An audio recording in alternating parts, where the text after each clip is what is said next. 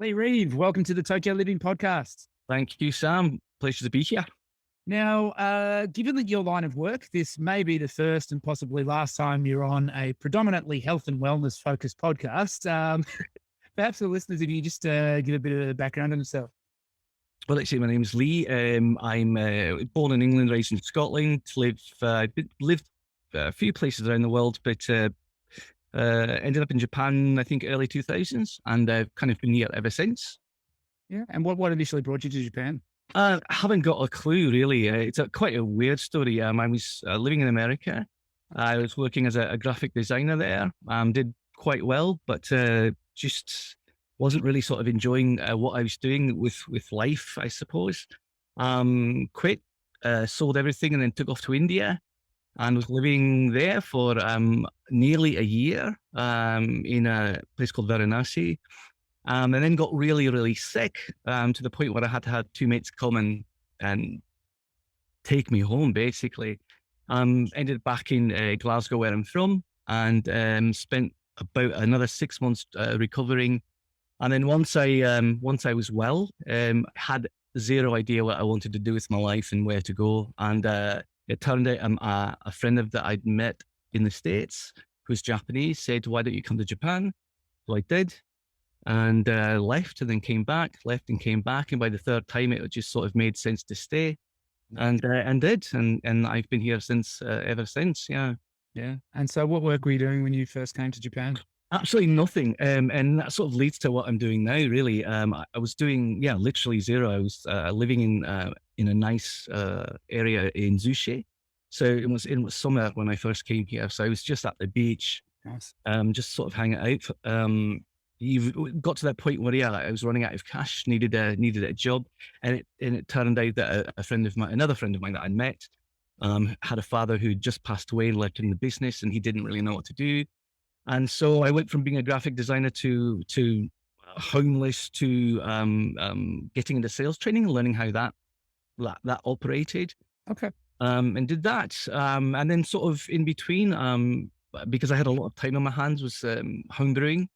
Making beer, making cider, making wine. And then it was by this time about 2009. And then craft beer started to really take off in Japan.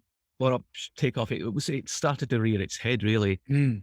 And there were a lot of Japanese people that were interested, but they couldn't get the information because it was in English. So I happened to be a guy that knew how to make beer and could speak English and Japanese by that time. Started consulting and then sort of moved into it that way. And then started working for a craft beer magazine and publishing. Did that until about 2013, 14. And then by that time, cider was sort of, which is my main business, was making its presence known in the UK again and in America. And I sort of shifted that way. Yeah. Yeah. And so how did you get into the home brewing? Is that something you'd done for a long time? Yeah, just when I was growing up in England, it was just the thing. Everybody and Really? everybody's parents were doing it, and it just sort of filtered down to the youngers. Yeah, it was just quick and easy way to have booze in your hands for cheap. Wow. Because I think that's something that in Australia, some people toy with a bit, but it's at least when I was growing up, it wasn't necessarily the norm. But in the UK, that's something that a lot of people do. Yeah, I think in the 70s and 80s, it was a huge thing again with the fathers, people's parents and fathers, especially. Everyone's home, in the corner had a fermenting tank that was going. It probably became less popular 80s and 90s, and it sort of again made a comeback. You mentioned, you mentioned Australia, but it turned out that a lot of the interest in America was where it really took off is because of Australia, because there were a couple of guys that were there, but because there weren't a lot of people, they had to look to the internet, and it just caught on that way. So yeah, I think now that I think about it, in Australia, there were one or two people that I know tried home brewing, and the product was just absolutely atrocious. And I think it's turned people off actually trying it. The home brews that they tasted in the past have not been a particularly high quality. Yeah, and I think we're all in that same boat at one time. Yeah, absolutely. Yeah, yeah. And so, yeah, how did you sort of then get into the consulting side, and were you sort of, yeah, what were you doing in that space? Yeah, so in the beginning, it was mostly just translating. I mean, they'd go out buy these books that American publishers had written or English writers had written, and I was sort of just translating the instructions over, and then it was um, helping promote why people should be drinking it versus the commercial stuff, and then it was myself, I guess, improving. I was now studying with professional brewers and just sort of transferring that information over to the Japanese people. Um, and then by the time that I started working for our magazine, it was quite simple. It was just a lot of writing, promoting people that were doing it, promoting places that were selling it, and that sort of thing. Yeah. And what was the magazine called that you? That was Japan Beer Times, which is still very largely widely circulated in this country. Okay, cool. Yeah. Um, this is going to sort of show my ignorance a little bit, but how would you define, how is craft beer defined as opposed to, yeah, other brewing methods? The simplest way I can do it is by purity of ingredients and size of production. So craft beer sort of um, uh, really refers to small micro breweries, people that are producing less than X amount of liters versus say Asahi or Sapporo or the big four that are producing millions and millions of liters. That's pretty much the definition. Right. And again, they're trying to instead of using really cheap, easy to find ingredients like just pure fructose or corn sugar, they're really trying to experiment with more organic ingredients or just uh, closer to pure. I mean, if that makes any sense.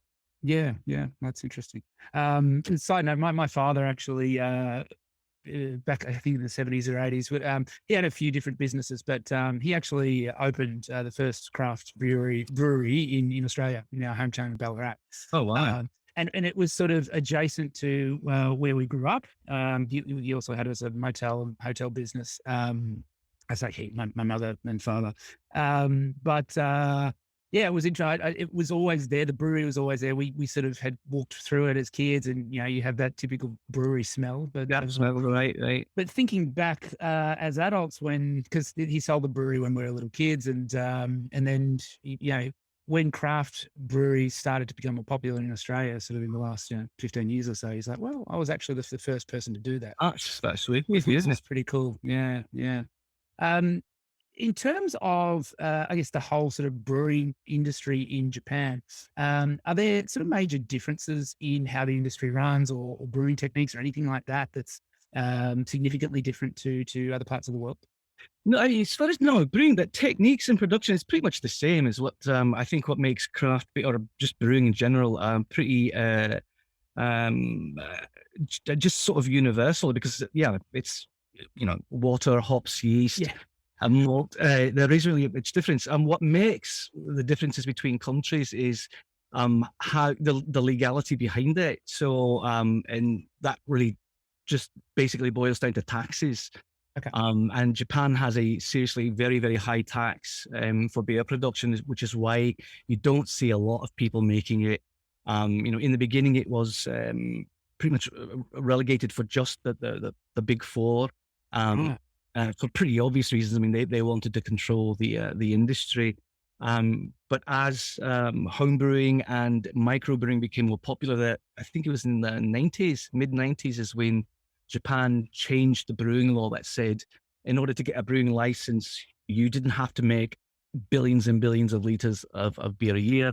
It was down to like 60,000 liters, which a lot more practical. And I think that's the key difference. In places like America, that number is a lot less. In places like UK, but it's just really how governments regulate the alcohol, and that's the big difference. Yeah. And so is that is the higher tax as a result of just the power of the big brewers? Yeah, The government? absolutely. Yeah. Absolutely. I mean, a part of it is, affected by uh, things being imported and that sort of stuff, but it's mostly the government. Absolutely. And is there a push from, I guess, the smaller brewers as a movement to There's change? for a long time, and then that's the thing.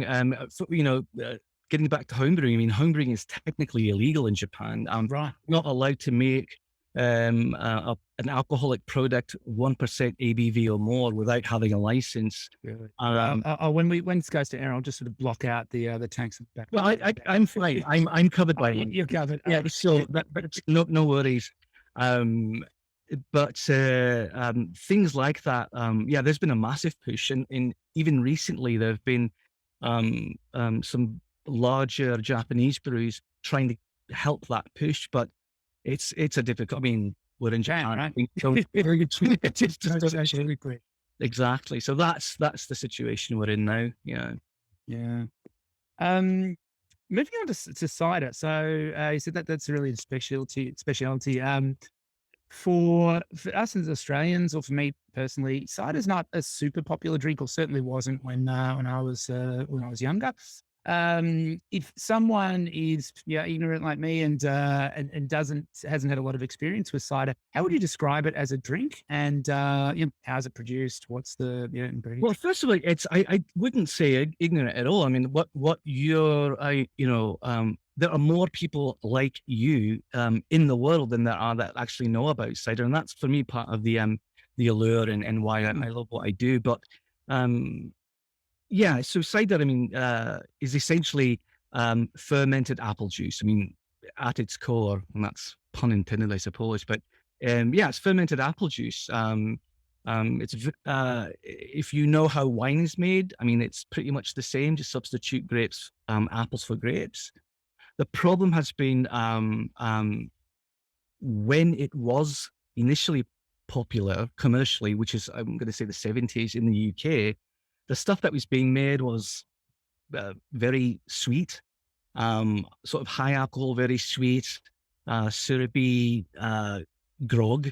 And I believe in Australia, that's the first stuff that people were drinking out there. And so it just gave a sort of a bad image about the drink. My first alcoholic drink was cider when I was maybe a little younger than I should have been. But the reason why I chose cider was because it was easy to get.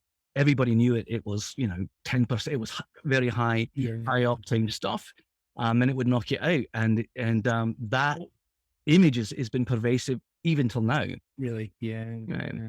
And was there sort of a shift in terms of the cider production and quality? Were there big companies that sort of came in and tried to? Well, it's not the big companies. The big companies are still doing the same thing. I mean, that's how that's why that's where the money's at. But what's happened in the last about 15 years is these cider makers that really believe in the craft of cider, who are making excellent quality drink. They've been recognition for them has been increasing, and then craft beer has a lot to do with the resurgence of cider too, because you've got, again, back in the late 90s or early 2000s, in America and in the UK, craft beer becoming a much bigger thing, even supplanting some of the bigger major brewers. But they were sort of running out of ideas. And so cider just sort of, again, followed on their footsteps or their coattails. So cider was making a resurgence because of craft beer's resurgence.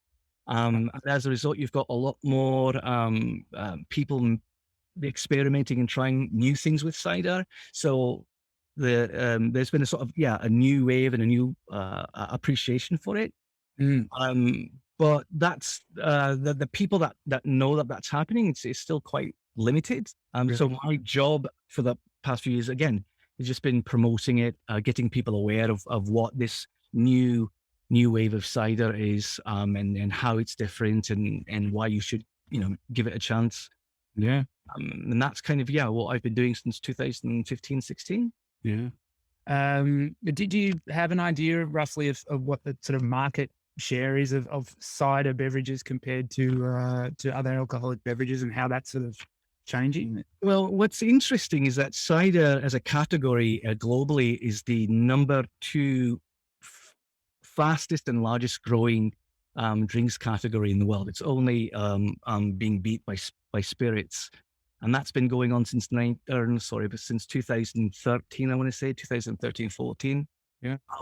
But on the other hand, market share in various countries is still very, very low. In Japan, it's like 1%. It's ridiculous.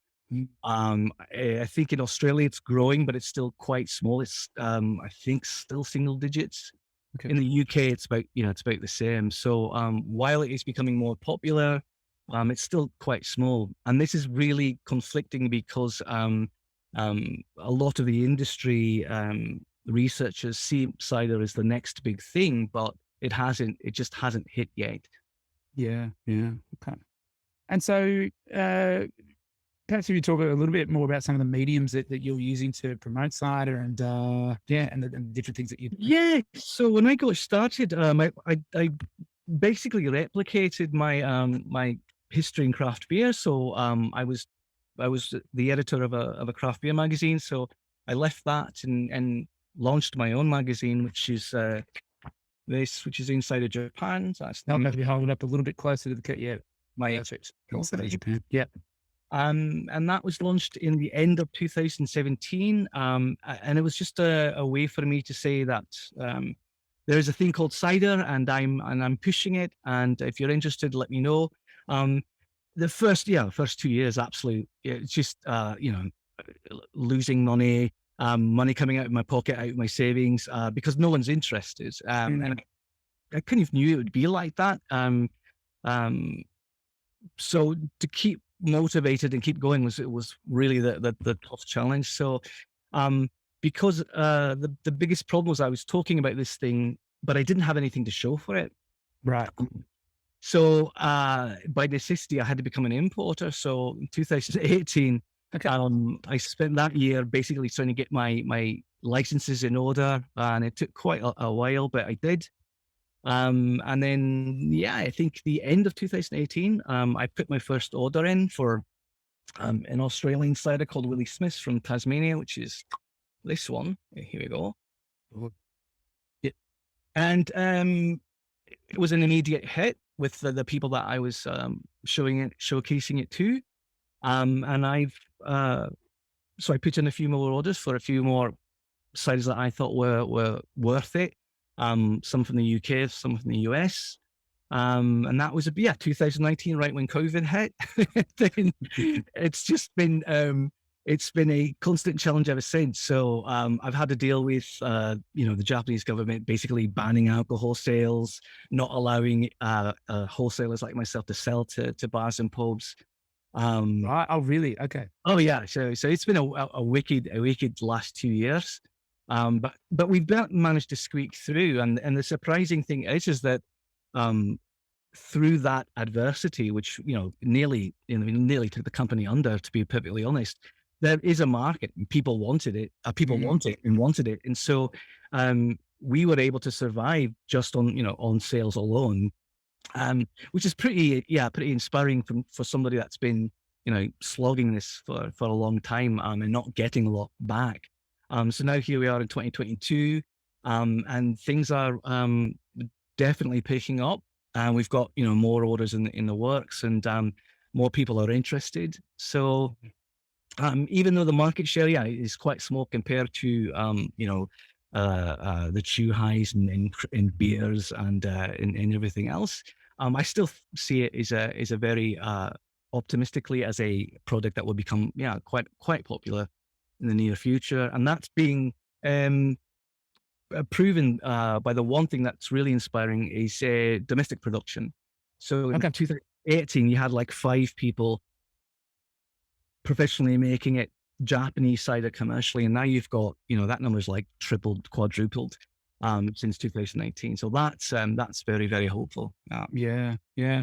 I thought it was interesting when you said that the government banned sales to bars and pubs. I mean, I guess it makes sense if they sort of know that the bars and pubs are probably going to continue to serve alcohol against their wishes. If they can sort of stop the flow into those venues, then they've got more of a chance of I think that was the good intent. I mean, we were at a time where the government was trying to curb people from going out and traveling and spreading the virus, which made perfect sense. But I think by uh, what they inadvertently did was sort of place the blame on bars. As if that was where everybody was getting Yeah.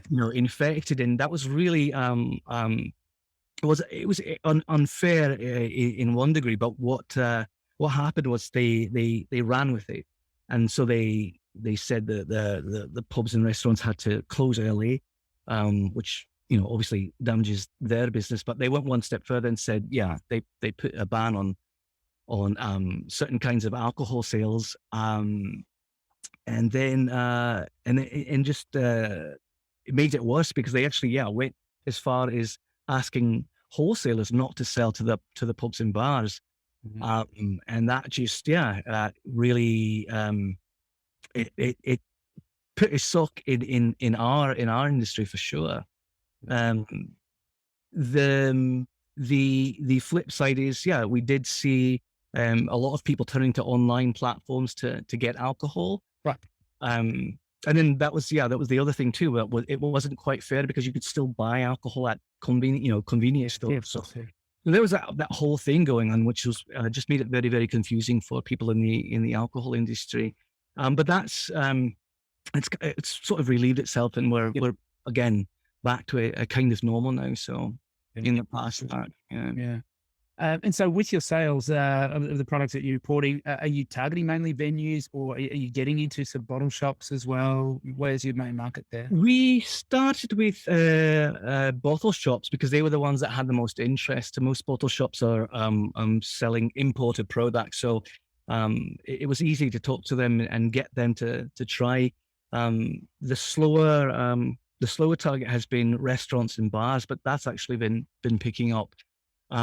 In craft beer bars in particular, we do sell, in addition to bottles and cans, we sell kegs, craft beer. So we've seen a notable increase in craft beer bars that are willing to, put a keg of cider on tap. And that's not just it used to be just in Tokyo, but now,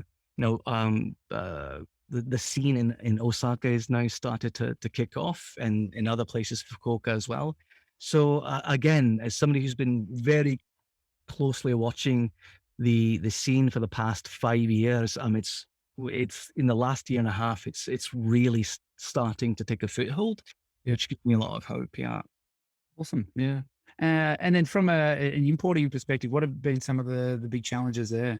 Obviously, having your distribution channels blocked is got to be a major. Yeah. What else has been difficult in that space? So that's difficult. And then there was I think it made pretty big news, but again, sort of fallout from COVID was the shipping container crisis. So there were a lot of these great big shipping boats with all these containers of stuff were now locked in different ports around the world because they were not allowed entry because of the fear of the spread of COVID. So that in turn jacked up the prices of shipping stuff. So now we've had to deal with the cost of importing X amount of anything has now literally doubled in the last year, which makes it really hard because now we've got to mark up our prices. People don't want to buy things that are too expensive, and so on. So that's been the biggest challenge. For us personally, it's been I don't want to say waiting, but the still inability to do events, large events, because I think for a lot of importers and people who make and sell alcohol, we've relied on these sort of large spring festivals and summer festivals as a medium to sell stuff, and we still haven't been allowed to do that yet. Yeah. So there's still a lot of challenges of how to sell the product. Personally, I think we're quite very lucky that I got started in the middle of COVID. So we adapting and being flexible was just sort of part of the course for us. Yep. for the people that have been doing this for many, many years, they've found it a lot more difficult to pivot, as they say, and change their business model. So I think for a lot of people, that's the continuing challenge. Yeah, yeah, sure. Um, and then, yeah, what do you see sort of for the future of your business? What have you got any other sort of projects that you're looking at, that working on, and where do you see the cider market in Japan heading? Yeah. So again, a lot of I'm uh, importing is something that I sort of took on as a necessity, but my main um what's the word I need here? My main the thing that I do most is consulting. And I do that not just here in Japan, but I do that internationally. So next month I'll be in America, in Michigan, doing consulting with a few of the cider agencies there that are looking to not only import product into Japan, but find out ways to collaborate. One of the things that I've been working on for the past few years is international cider collaborations. So one that we've just finished involves 5 different countries, from Norway, Spain, Australia, America, and one other, Denmark. And they've been collaborating with Japanese cider makers to produce very unique ciders. They've just finished that, and they should be released next month. So I do a lot of that. Um, but yeah, but the thing that's most important to me is really creating this market here in Japan, making it getting the visibility high, where people are not confused by what the word is, because in Japan that it is confusing, because when you say cider, a lot of people still think of the Mitsui Yeah. non-alcoholic soda stuff, which fair game, but there is a difference. And more importantly, is getting people to understand that cider really isn't one thing. There are many different styles, there are many different kinds and variations. And if you don't like cider A, that doesn't necessarily mean that you won't like cider B and C. So I look forward to continuing that. And I think I'm very, very optimistic about the future of cider, not just here, but around the world, because it is, it is a continually growing, growing category. Yeah. And then if people haven't tried cider before, would you give sort of 3 brands or yeah, or types that you would recommend for people to have a try, and Well, maybe a few different types of cider, different types of taste? well, absolutely. So I'm quite fond, even though I'm from the UK, I'm quite fond of Australian modern ciders, and I say that because the apples that they're using are not these crazy um, um, um, in the industry, what we call cider apples, which tend to be very, very bitter and very astringent, Okay. high in tannins, that sort of thing, which produce wonderful, wonderful tasting ciders. But it's they're not easy to drink. I mean, to put it quite plainly. Okay. But you do have ciders like, again, this is one of our most popular, the Willie Smiths from Tasmania, which inside this cider are Fuji apples, Pink Lady Gullet, apples that you can buy in the market here in Japan, but they produce a really easy to drink cider, not too sweet, not too dry. This is another one from Australia here. This is one of our newer products. It's a cider that's been hopped with the same sort of hops that they use in beer, making it again for people who do drink beer. It's much more a closer drink to that. Yep. And this is a crazy one from America called 101. This one is a naturally fermented, what we call a wild cider. So it's quite sour. There's nothing added to it. It's basically the way that cider is made in nature. If you went out and found a bucket of apples that had sort of fermented on their own, that's what it would taste like. So for people, the comments that we get mostly are, we don't like sweet. So the ciders that we import tend to be on the drier side. Okay. So those are the ones, yeah, that I would recommend. The Willie Smiths is fantastic. Yeah, yeah.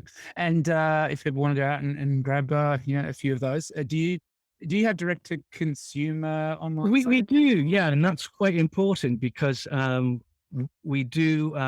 We're quite happy with our distribution numbers, and we do sell to a lot of places around Japan. But still, the easiest way to get it is through our online shop. And Yeah.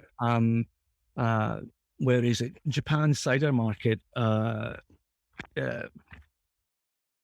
kind of hard to see it probably there, but www.japancidermarket1word.com. And all of our ciders are online there. And we even have free shipping over, I think it's Ichiman or Ichiman-ni or something like that. Okay. And we basically ship everywhere, and we can get it to most places the next day. Yeah. Oh, wow. Oh, it's terrific. Yeah. Oh, very cool. And the Insider magazine, what's the distribution like there? Where do you have those magazines? I'm assuming it's bilingual. It's bilingual, yeah. So thanks for mentioning it, because that's important. Because we do appeal to both Japanese speaking only people and English speakers. Basically anywhere that you can buy craft beer. The more well established, maybe that's the best way to say it, but craft beer places, you can find them at wineries, at the cideries that do exist here in Japan, those places. We do have a subscription service. You can find that online basically through either insiderjapan.com or japancidermarket.com. Yep. Yeah, but I think fairly readable, gettable. Yeah. Yeah. Okay. And it's just a print version, so you don't have online. We do have, there is a version that is downloadable through our online platform. Yeah. Cool. And where else can the listeners find you? I know you're fairly active on other platforms. Yeah, Facebook and Instagram, or Instagram seems to be where we really do a lot of reach out. But Instagram, yeah, at Insider Japan or Insider Japan. Yep. And Facebook as well, Insider Japan. And again, both of those platforms, English and Japanese. So, yeah, terrific. Pretty, and you're fairly active on LinkedIn as well. Yeah, that's another one. Yeah. Okay. And we'll put all those links in the show notes, so if everyone can check out Insider Japan website and Instagram, Facebook, and Japan Cider Market if you want to grab yourself some cider. Lee, anything else that you wanted to get out to the listeners at all?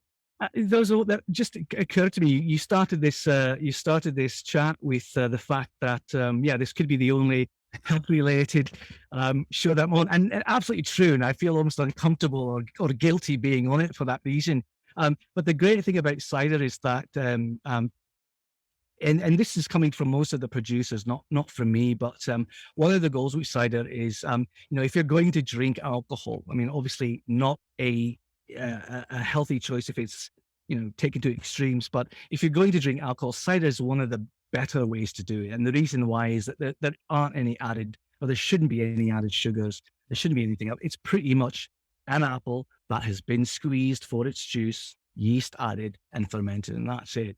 Yeah. This one, again, just another plug for this 101. I mean, they even go as far as adding probiotics to it, smart foods. So as far as choices go, cider is definitely the better choice. That's a fantastic way to finish. Obviously, we're all about health and wellness here, but everything in moderation, as we say. Lee, it's great to have you on. We've known each other for quite a while. I just haven't really had a chance to explore your business and what you do in that much detail, and it's really cool hearing your story. And congratulations on what you've done with the business so far. And all the best for the future. And thanks for coming on the show. All right, my pleasure. Thank you for having me. Cheers, mate. Take care. All right, you too.